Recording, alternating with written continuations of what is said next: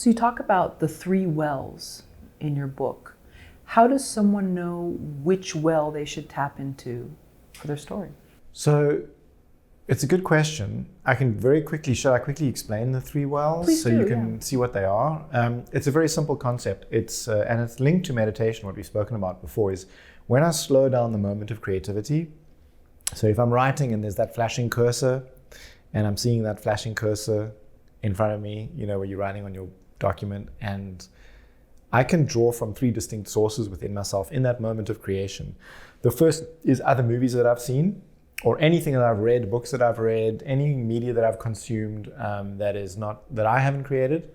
I call that the external source as well. Then the other one I can tap into is the imagination well, which feels like a lightning bolt from above. It's just imagination. I just make it up. Feels like I made it up. Feels like it's come out of nowhere. And that's the imagination well. And then the third well is the memory well, which is my own deep memories that I can tap into. But it's difficult to go there sometimes, but they're mine. They're like my lived experiences. All my senses were alive when I experienced whatever it was that I've experienced. And so those are the three different wells. And when we write, we just automatically tap into whichever one when we're writing. It depends on who we are, depends on what we're writing. So if I say to you now, very quickly, I will just try and do this experiment. Imagine a scene set in a cemetery or a graveyard, and you have to imagine some images that come to your mind. Chances are the first thing that you imagine are from external sources as well. Green grasses, headstones, priests standing there with a little Bible. It's raining, maybe they've got umbrellas, all the stuff that is in the external sources as well. But when we often write, that's the first thing we write. It's very easy to access and very good if you're writing to a deadline to write to the external source as well. The imagination well is a bit more tricky. If I say, imagine a scene set in a graveyard that you've never seen before, it becomes a bit of wait a minute, okay. Or something happens there that you've never imagined before. Then it becomes more difficult, but sometimes you can have an idea, it's like, and then you write, and your imagination just kind of flies. Or if I say, imagine a cemetery that you've been to, that you've experienced, or something that you've seen in a cemetery. And then you have to kind of slow your life down. It's more difficult to access that. But then you can sometimes draw from that and you'll find really interesting stuff there. So when we're writing unconsciously, when I write unconsciously, I'm very often tapping into the external source as well. I'm writing movies that have existed before. I'm maybe imagining stuff up, but I'm not putting any bit of me in it because it's difficult to do that for me. Some people, by the way, just write from the memory well immediately, and they only write stories that they've experienced.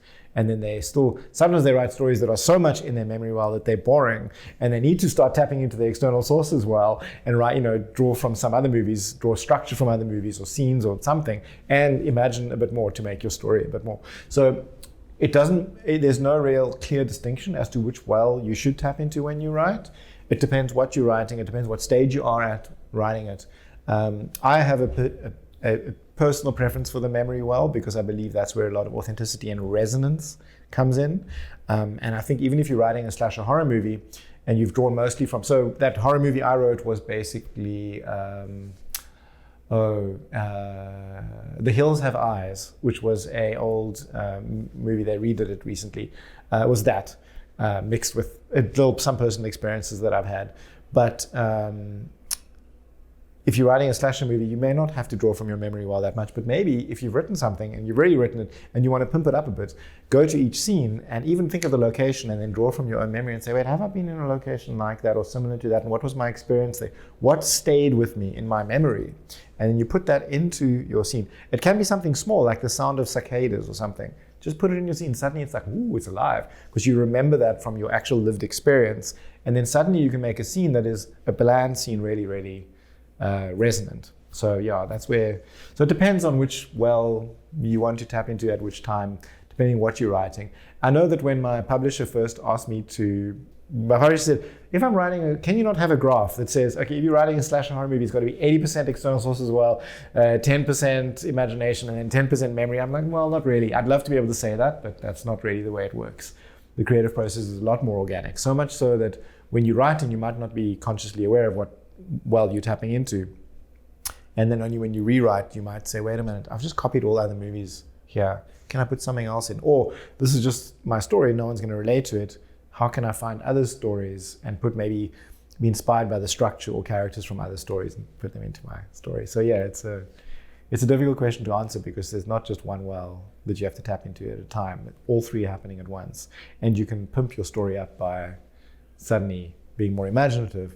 You've set your scene here, but wait, imagine maybe it's somewhere else. Play, be like a child, just play and imagine. Okay, my scene is set in a living room, but could it be set in a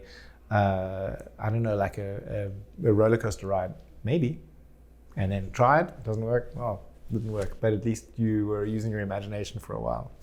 Some living rooms are like roller coaster rides. Depends on the living room. Yeah, that's true. Depends on what's going on. Depending on what's going on in the living room, yeah, it could be a roller coaster ride.